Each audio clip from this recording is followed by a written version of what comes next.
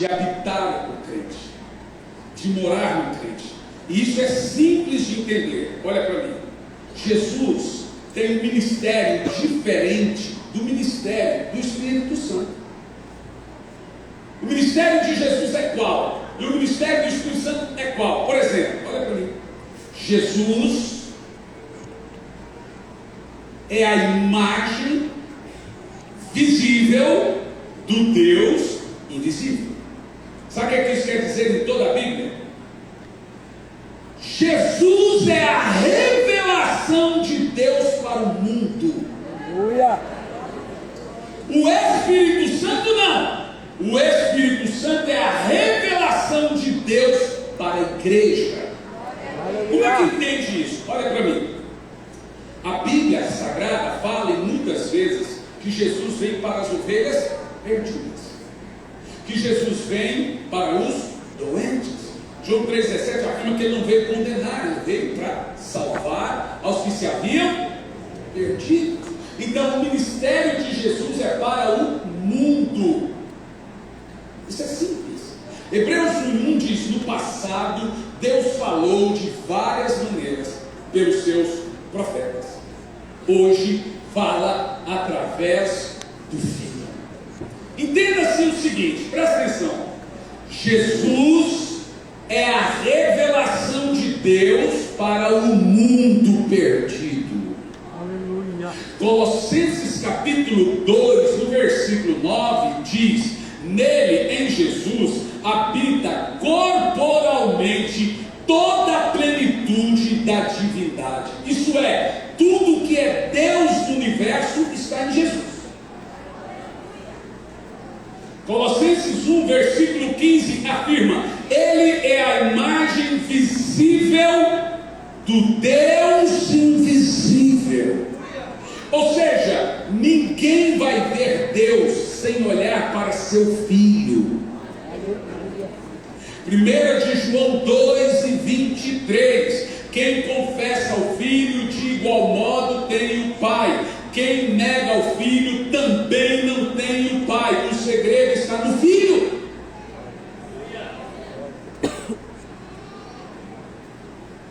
Ou seja, Jesus é visto, ele é o corpo visto. Em João 1,18 diz: ninguém jamais viu a Deus. Ou quando eu vejo esse texto, primeira vez que eu comecei a estudar esse texto, eu disse: esse texto é estranho. O texto diz assim, ó: Deus nunca foi visto por alguém. Isso é esquisito, porque no Velho Testamento está cheio de gente que afirmou que viu Deus. Isaías capítulo 6, versículo 1 diz: no ano que morreu o rei Uzias, eu vi o Senhor assentado no mais alto e sublime trono. Ezequiel também afirma que viu Deus, viu o seu trono. O trono tem até rodinhas, tem raios e trovões, e tinha, nas rodas tinha luz por dentro e luz por fora, seus cabelos brancos como a neve, seus olhos como chamas de fogo. Ezequiel disse que viu Deus. Daniel também o viu e o chamou de ancião de dias. João caiu feito morto. Moisés o viu pela fenda da rocha. Jacó levou uma costa dele. Adão andava com ele. Enoque andou com ele. Então quem é visto na Bíblia? Abraão tomou café e comeu pão de queijo com ele na tenda. Você já leu essa parte? Eu prefiro acreditar que ele chegou na hora do almoço e comeu um piqui. Sou goiano, gente. Ou piqui ou pamonha. Agora você pensa o seguinte: toda a Bíblia no Velho Testamento tem narrativas de gente que viu Deus. Agora o texto aqui diz: ninguém jamais viu a Deus. João 1,18. Ora, não só viu como lutou com ele, não só viu como Moisés ficou 80 dias com ele. Paulo, em Gálatas 1, versículo 1, ficou 3 anos e meio, é chamado de os 1000 dias na vida de Paulo. Ele diz: porque eu recebi do Senhor em 3 anos e meio no Monte da Arábia. João queria ver o Senhor, viu cair feito morto. Ele olha para ver quem fala com ele, é um semelhante ao Filho do Homem. Meu Deus! Eles viram Jesus ressuscitado, então eles viram Jesus glorificado. Então como é que você explica? Ninguém jamais viu a Deus. Uma coisa que eu acho fantástica na Bíblia é que quando você vai pregar e você usa a Bíblia, nós, os pregadores, temos que vencer a tentação de querer pregar coisas que não estão na Bíblia. Não precisa, a Bíblia já é profunda por si. E ela prega por si mesma. Olha como a Bíblia ensina isso. Não precisa pregar. Você lê: ninguém jamais viu a Deus. João 1,18. Ninguém jamais viu a Deus. Então, como Deus era visto? O texto afirma: o Filho unigênito que está no seio do Pai que o mostrou. Foi isso que Jesus falou para Filipe quando Filipe estava com a crise de testemunho de Jeová. Filipe olha para Jesus e disse: mostra-nos o Pai que nos basta. O Senhor é Deusinho e o Pai é Deusão. Então fala para nós, cadê o Pai? Jesus deu aquela olhada sarcástica assim para Filipe, uns tapas na testa. Está doido, Filipe? Que conversa é essa? Tanto tempo estou convosco e não me tendes conhecido. Que conversa é essa de mostra-nos o Pai? Quem vê a mim, vê o Pai. Será que você não está vendo? O Pai que está em mim, que faz a obra, Filipe. Você só vai ver o Pai olhando para mim. O Pai habita em mim, o Pai mora em mim. O Pai decidiu pegar toda a sua glória e poder de seu Filho. Gente, esse é o conteúdo da nossa teologia. Se crê diferente, deixa de ser cristão.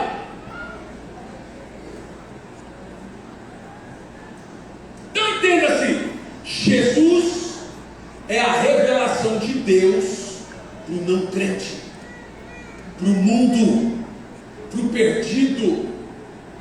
O Espírito Santo não, totalmente diferente. João capítulo 14, no versículo 16, diz assim, e eu rogarei ao Pai, e Ele vos dará outro consolador. Os irmãos precisam observar a palavra outro, porque Jesus também é consolador. Então o termo de Jesus ali é outro igual a mim. Você tem lá no céu um intercessor, que é o Espírito Santo, intercedendo por nós. Mas você também tem Cristo. Jesus ora até hoje, diz que Ele está no céu, escritor de Hebreus, intercedendo por nós. Jesus está orando por mim e por você. Olha o tipo de intercessor que nós temos. Mas o Espírito Santo é diferente. Escute isso. Jesus é a revelação de Deus para o mundo. O Espírito Santo é a revelação de Deus para a igreja. Olha o que diz o texto. Aleluia. Eu rogarei ao Pai e Ele vos dará outro consolador para que fique convosco para sempre. Agora olha o verso 17. O Espírito da verdade que o mundo não pode receber. O mundo pode receber Jesus, mas o mundo não pode receber o Espírito Santo. Por que o mundo não pode receber o Espírito Santo? Diz o conteúdo: porque não vê e nem o conhece, mas vós o conheceis, porque Ele habita convosco e está dentro de vós. Aleluia! Louve ao Senhor! Não é possível que essa tamanha missão do Espírito Santo é uma missão de alguém que é coadjuvante, como dizem por aí. O que a Bíblia revela, toda ela, os 66 livros, é um protagonismo do Espírito Santo. Moisés foi cheio do Espírito Santo, Josué foi cheio do Espírito Santo, Samuel foi cheio do Espírito Santo, Davi foi cheio do Espírito Santo, Salomão foi cheio do Espírito Santo, Sansão foi cheio do Espírito Santo, Samuel foi cheio do Espírito Santo, todos os profetas foram cheios do Espírito Santo, Jesus foi cheio do Espírito Santo, João Batista foi cheio do Espírito Santo, os apóstolos foram cheios do Espírito Santo. Nós temos que ser cheios do Espírito Santo. Glória! Ei, calavassere, calamão. A Bíblia Sagrada afirma que o Espírito Santo desceu 4 vezes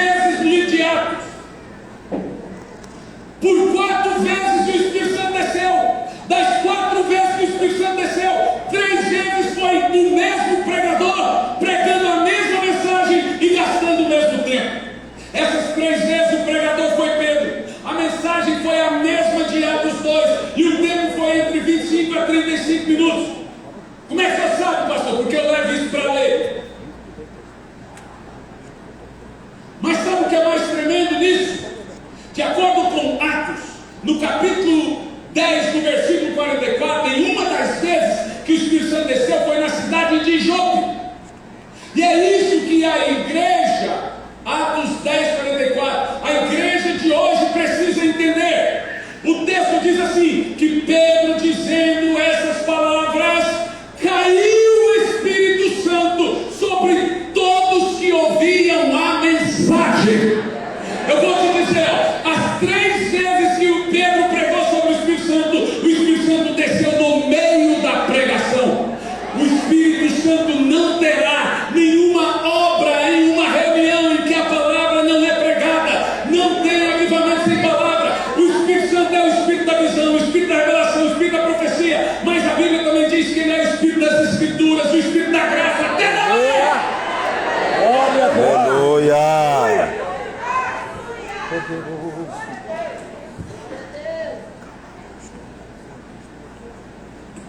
A minha birra é o desprezo que se faz e se dá ao Espírito Santo. A gente estava no culto no Rio de Janeiro, o culto começou às 7 da noite, terminou às 7 da manhã. E lá, para quem conhece, você vai pregar na igreja do pastor Silas Malafaia, você tem de 35 a 40 minutos para pregar. Mas ele é um tremendo homem de Deus. Só que o Espírito Santo desceu, um surdo foi batizado com o Espírito Santo e passou a orar em línguas. Aí havia um 35 que também foram batizados com o Espírito Santo e passaram a orar em línguas. Aí ninguém conseguiu terminar o culto. Eu não acho que o Espírito Santo precisa de muito tempo para fazer a obra, honestamente falando, irmão. Ele pode fazer em 10 minutos e 20 minutos, mas se ele quiser fazer também a noite toda, também. Eu fui pregar numa igreja e o pastor, quando o Espírito Santo envolveu a igreja, o pastor entrou em crise. Meus irmãos, me perdoe pelo horário. Tipo assim, Espírito Santo, que bagunça que o senhor fez. Pedir perdão porque o Espírito Santo fez uma bagunça. Deixa eu te falar um negócio aqui, presta muita atenção no que eu vou, é o caminho que eu vou traçar, presta atenção. Toda a emoção de Deus é delegada ao Espírito Santo. Quando fala de ira, quando fala de ciúmes, quando fala de amor, quando fala de misericórdia, tudo isso está delegado às obras do Espírito Santo. Você quer ver só uma coisa? Segunda de Paulo aos Coríntios, capítulo 13, no versículo 14, tem Bíblia que é 13, tem Bíblia que é 14. Se tiver uma CF é o verso 14. Segunda de Paulo aos Coríntios 13 e 14, nós temos a famosa bênção apostólica. E a gente ama esse texto. Eu mesmo amo esse texto. Mas não só por causa do texto. Eu amo esse texto porque ele tem uma verdade tremenda. Diz assim, ó, a graça do Senhor Jesus, o amor de Deus, o Pai, e as doces, ou a comunhão do Espírito Santo, seja em todos. Agora presta atenção. Olhe para o texto e me diga o que você vê nele. Tem 2 falas interpessoal e uma pessoal. Qual é o ministério de Jesus nesse texto? Graça. Qual é o ministério do Pai nesse texto? Amor. E qual é o ministério do Espírito Santo nesse texto? Amor. Não existe uma palavra mais pessoal do que a palavra comunhão. A palavra é koinonia e ela tem vários significados juntos. Por exemplo, intimidade. O que é mais pessoal que intimidade? Mais, quer mais? Parceria. Tem mais? Amizade. Há Bíblias que usa esse termo com várias traduções. Por exemplo, e a amizade do Espírito Santo, e a parceria do Espírito Santo, e a comunicação do Espírito Santo, e a comunhão do Espírito Santo. Sabe o que você está lendo nesse texto? Que o responsável por comunhão com Deus é o... Sabe o que você está lendo nesse texto? Que se você não tiver uma boa comunhão com o Espírito Santo, você não tem comunhão com Deus. Não foi isso que Jesus falou para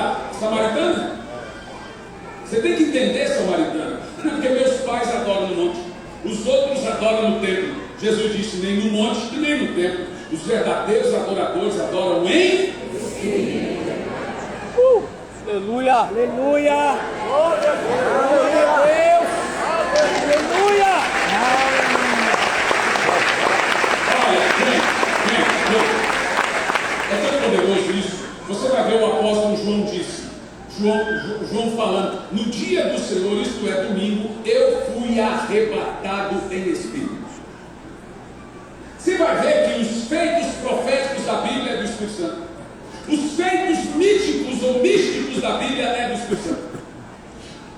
Quem arrebatou Enoque foi o Espírito Santo. Foi o Espírito Santo que arrebatou Moisés.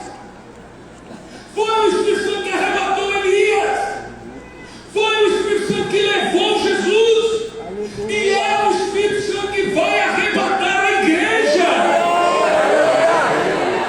Nós seremos arrebatados em espírito. Glória a Deus! É não abrir e fechar de olhos, nem todos dormiremos, mas nós seremos glorificados. A glorificação aconteceu. É o Espírito Santo que santifica, é o Espírito Santo que glorifica, é o Espírito Santo que transforma, é o Espírito Santo que batiza, é o Espírito Santo que dá novo nascimento, é o Espírito Santo da fruta do Espírito, é o Espírito Santo que confere dons, é Ele que me ensina a orar, é Ele que leva a oração, é Ele que traz a bênção depois de orar. Como é que Ele é o protagonista?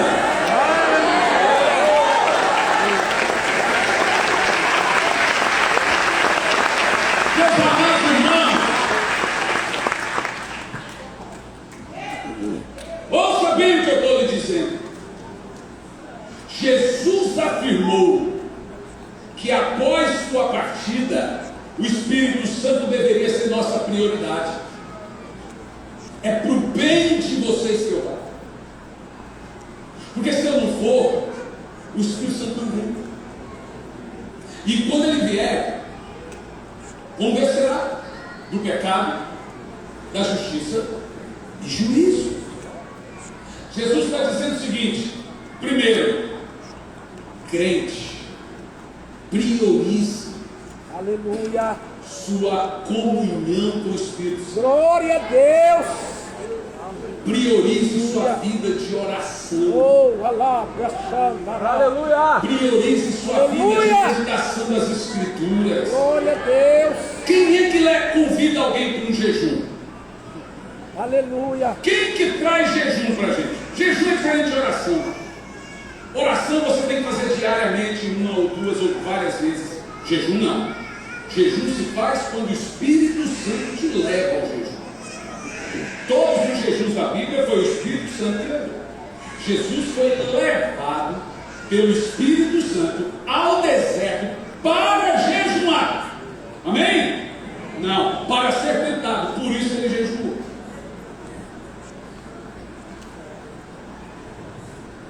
Gente, escuta. É impossível caminhar com Deus sem a parceria do Espírito Santo. Você vê o apóstolo Paulo dizendo assim, quando Paulo foi entrar na Bitínia, ele diz assim: porque eu fui entrar na Bitínia, isso é no Império Romano, eu fui impedido pelo Espírito de Cristo. É os nomes dados ao Espírito Santo na Bíblia. Não era a hora de Paulo morrer. Então o Espírito Santo diz para ele: não vai. Você acha que o Espírito Santo não queria que Paulo pregasse no Império Romano? Queria, mas não naquele período. Sabe como se chama isso, gente? Existe uma diferença entre conhecer a vontade de Deus e viver a direção do Espírito. Vontade de Deus é majoritária, direção do Espírito é minoritária, para as pequenas coisas da vida. Às vezes eu me pego em casa, já vai para muitos anos de minha vida com o Espírito Santo a partir das 4:30 da manhã. E a minha avó me ensinou a orar de madrugada. Mas às vezes eu me pego falando só isso. E vai para horas eu nem percebo. Espírito Santo. Aleluia! Espírito Santo. Glória a Deus. Oh Espírito Glória a Santo. Deus! E ali ele vai gerando uma atmosfera Quando você vai insistindo com esse nome, porque esse é o seu nome, do Espírito Santo. Aleluia. E é uma coisa maravilhosa, meus irmãos. Eu vou te fazer mais uma pergunta. E não é pessoal, não. A pergunta é para ser respondida. Quem aqui ama a Deus? Então levanta a mão se você ama a Deus e diga: eu amo a Deus. Meus irmãos, se amar a Deus fosse uma coisa tão simples como levantar a mão e dizer, não precisaria de 2 mandamentos no Velho Testamento, e não precisaria de 1 mandamento no Novo Testamento, e não teria uma maldição mencionada por Paulo para quem não ama. No Velho Testamento, dos 10 mandamentos, 4 deles são verticais, 6 deles são horizontais. Os 4 primeiros mandamentos são relacionados a amar a Deus, por isso são verticais. E ele começa: somente ao Senhor teu Deus adorarás e só a Ele prestará culto. Amar a Deus. Não farás imagem de escultura do que há no céu ou na terra. Amar a Deus. Não fale em vão o nome do Senhor. Amar a Deus. Aleluia. Guarde o dia do Senhor. Amar a Deus. Veja que os 4 primeiros mandamentos são e estão abreviados na fala de Jesus. E quando Jesus vem e diz assim, ó, os mandamentos se resumem a esses 2: amar a Deus de todo o coração, toda a tua alma, toda a tua força, e ao teu próximo a ti mesmo. As pessoas pegam isso aí e falam assim: não. Os 10 mandamentos caducaram, que agora se resume nisso. E nada disso que Jesus está falando. Jesus está dizendo, e ele usa a palavra se resume, quer dizer, os 4 mandamentos estão resumidos em amar a Deus. E os 6 mandamentos estão resumidos em amar o próximo como a ti mesmo. É só ler os 6 mandamentos. Não matarás, não adulterarás, não furtarás, não dirás falso testemunho e não cobiçarás. Você percebeu que 6 mandamentos estão relacionados ao meu relacionamento com o meu irmão. E aí é amar o teu próximo a ti mesmo. E aí os bobão pegam e falam: Deus extinguiu a lei. Eu sei que alguns são ignorantes, outros são desonestos intelectualmente. Mas quando eu leio esse texto, presta atenção. Amar a Deus de todo o coração, alma e força, escute, está nos 4 mandamentos que são relacionados, somente ao Senhor teu Deus adorarás, só a Ele prestarás culto, e não faça imagem de escultura. Presta atenção. No Novo Testamento, amar a Deus é amar a Deus de toda a tua alma, toda a tua força e todo o teu entendimento. Se amar a Deus fosse fácil, não precisaria de 2 de mandamentos prioritários no Velho Testamento e mandamentos prioritários no Novo Testamento. O apóstolo Paulo chega a dizer: quem não ama o Senhor seja considerado maldito. Precisa de uma maldição para não amar a Deus? Irmãos, olhem bem para mim.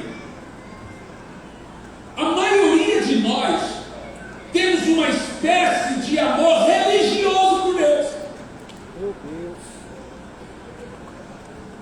Sabe por quê? Você só pode dizer que ama uma pessoa quando você a conhece.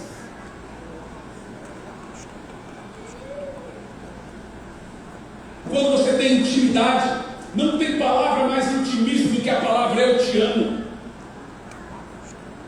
Como que nós podemos dizer que amamos a Deus sem intimidade com Ele? Aleluia. Olha para mim aqui. Quando você pega Apocalipse capítulo 2, o Senhor Jesus fala com a igreja de Éfeso de novo. Os irmãos se lembram da igreja de Éfeso? A igreja de Éfeso, em Atos 19, viveu o maior avivamento da Bíblia, senhores. A cidade inteira foi envolvida. A coisa foi tão poderosa em Éfeso que todos os bruxos e feiticeiros, idólatras, fizeram uma fogueira gigante na praça de Éfeso e queimaram todos os livros de feitiçaria. Foi tão tremendo que todos os bruxos, feiticeiros, filósofos, etc.,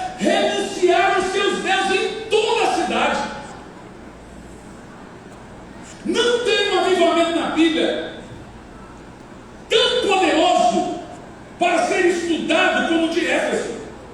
Agora escute bem. De Atos capítulo 2 a Atos capítulo 19, isto é, do avivamento de Jerusalém para o avivamento de Éfeso, são 23 anos.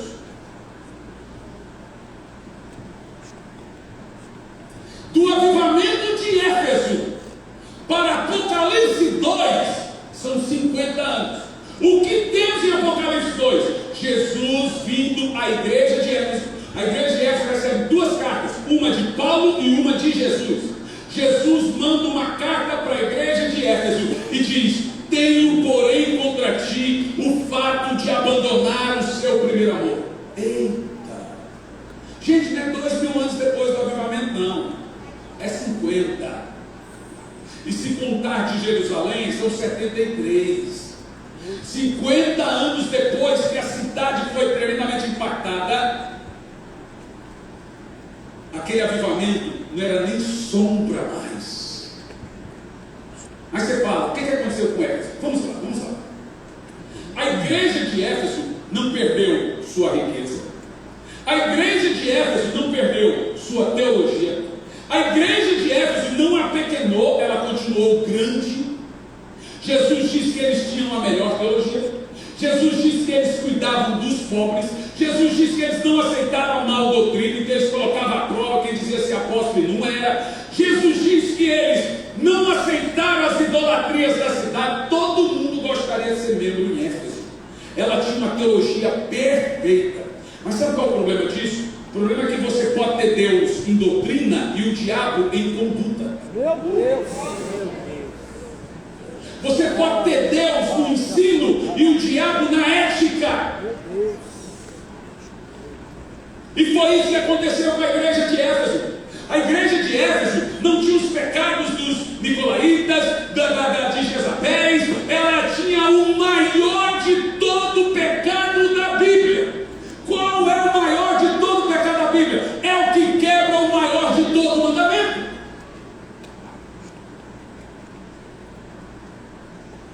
Qual é o maior mandamento da Bíblia? Amarás o Senhor teu Deus. Então qual é o maior pecado? Negar amor, comunhão, intimidade com Ele. Samuel fala disso. Samuel diz: pecaria eu contra o Senhor, deixando de orar. Por isso que o Sermão da Montanha tem 3 capítulos, 118 versículos, 53 doutrinas, e das 53 doutrinas, 75% é sobre oração, o resto é aleatório.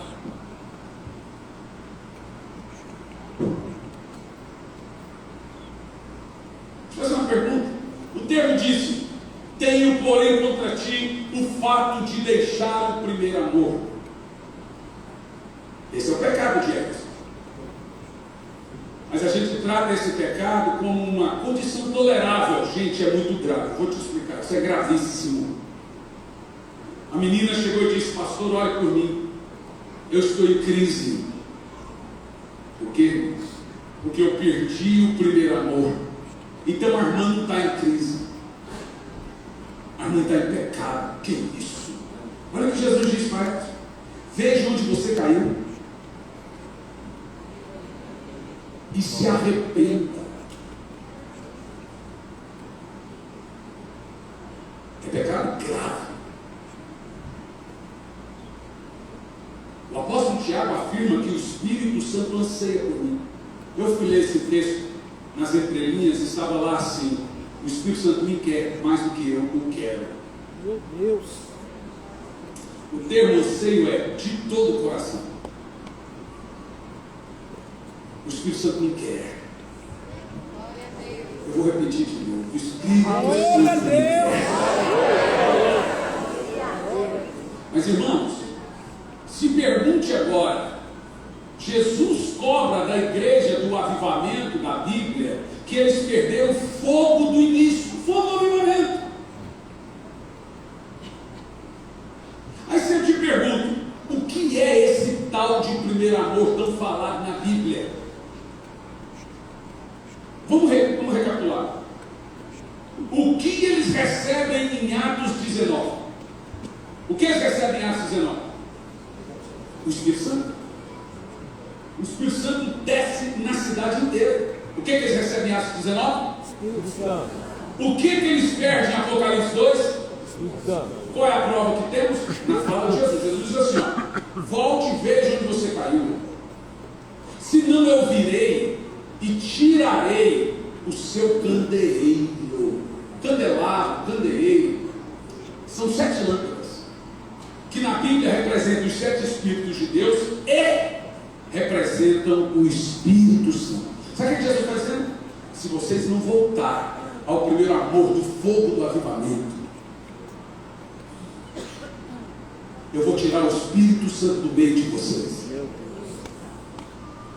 Tem igreja aí que se o Espírito Santo foi embora, eles nem vão notar.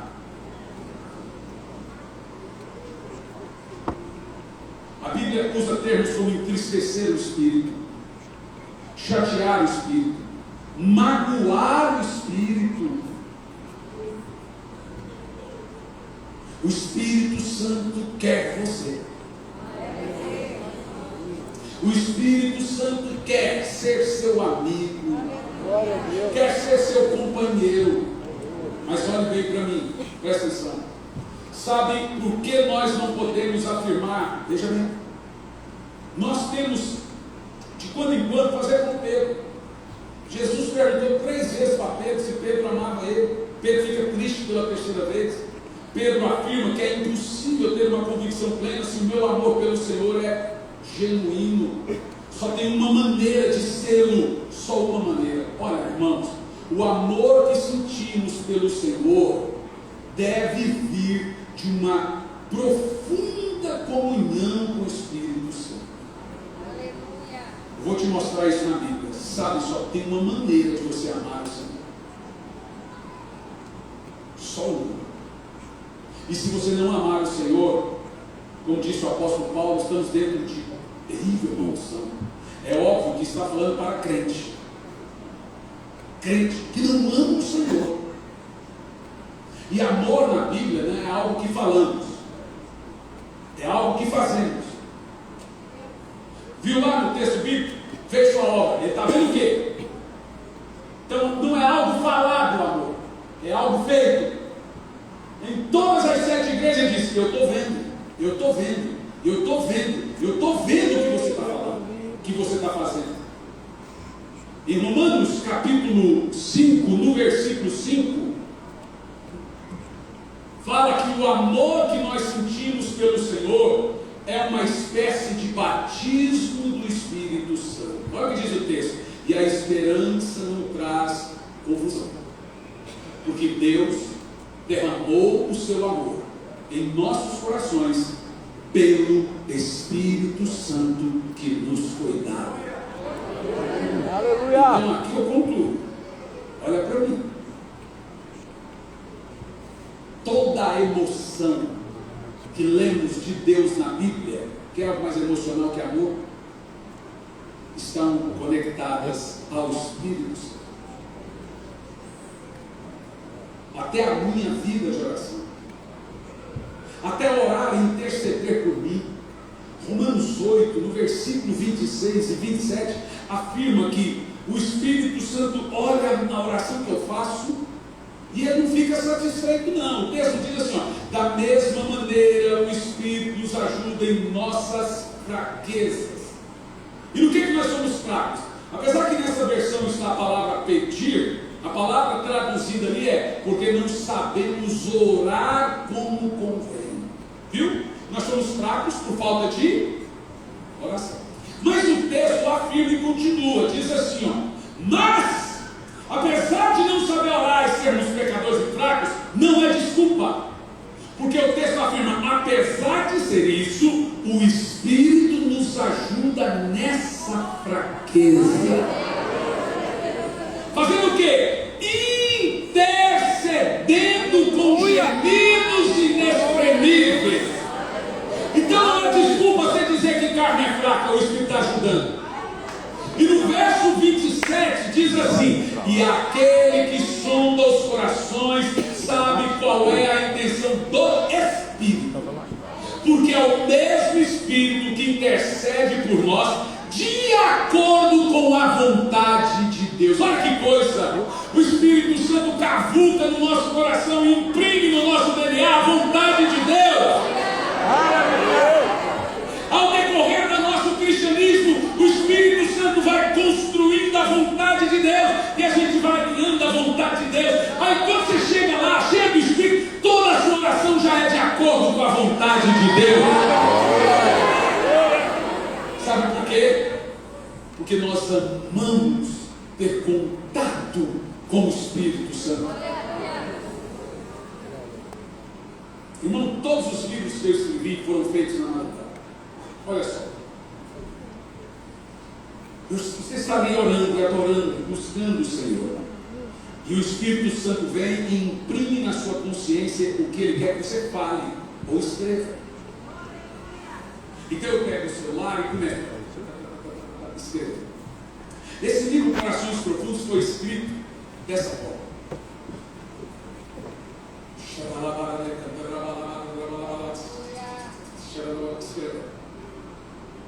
Não é possível você pregar e o Espírito Santo imprimir na sua mente a palavra de Deus.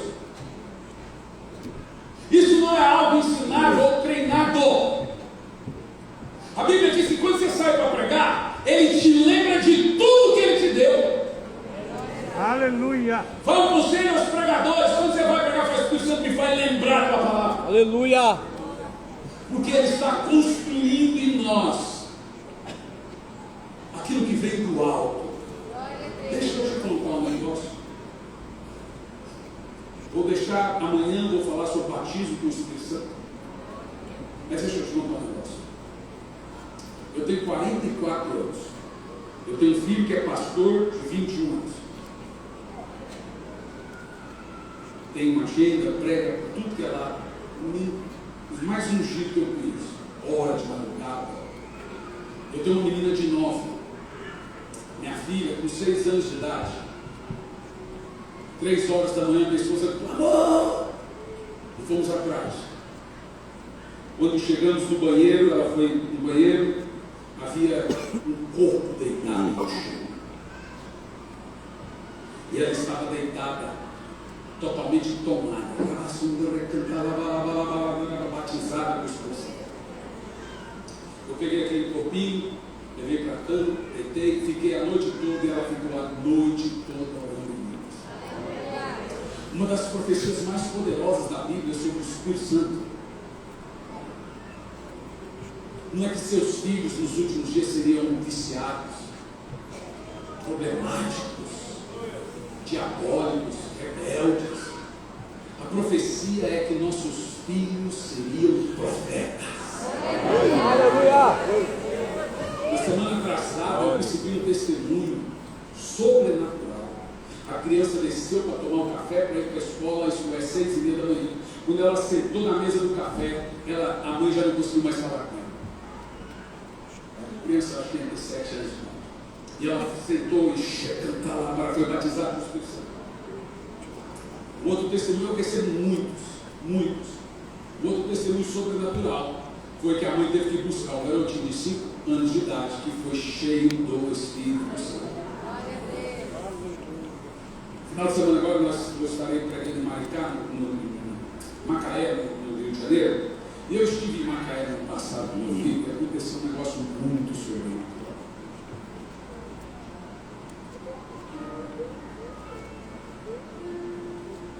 Eu estava pregando, no meio da mensagem entrou correndo umas 10 crianças. E se dobraram no chão, orando em línguas. Eu olhei aquilo, cara, eu fiquei emocionado. Crianças de 10, crianças de 5, crianças de 7, crianças de 6 anos. O Espírito Santo estava enchendo aquelas crianças. Eu pensei que aquelas crianças estavam numa salinha da igreja. Não. O pastor disse: pastor, você viu aquelas crianças? Eu vi. Não são da igreja, pastor. Ah, não são da onde? Ele disse: não sei. Mas estava tendo uma festa infantil do lado da igreja, uma pizzaria colada com a igreja. Estava tendo uma festa infantil. Um garotinho de 7 anos subiu para descer no escorrega. Sentado no escorrega, o Espírito Santo batizou ele. O pai pega ele no colo. Não obstante, quando olha na piscina, todas as crianças são batizadas com o Espírito Santo. As crianças, por conta delas mesmas, saíram correndo e entraram dentro da igreja. Os pais vieram atrás, quando veem seus filhos cheios do Espírito, caem no chão, entregando a sua alma e sua vida a Jesus. Sabe o que nós no Brasil vamos ver? Um avivamento sobrenatural. O Espírito Santo vai descer mais uma vez. E o avivamento que nós vamos viver será maior que Atos 2 em Jerusalém. Será maior que Atos 8 em Samaria. Será maior que Job no capítulo 10 de Atos. Será maior que Atos 19 em Éfeso. Será maior que toda a profecia feita. Será maior que o avivamento de Wesley. Será maior que o avivamento de Charles Finney. Será maior que o avivamento de Ivan Roberts. O que nós vamos viver é um avivamento tão sobrenatural que vai durar até o retorno de Cristo.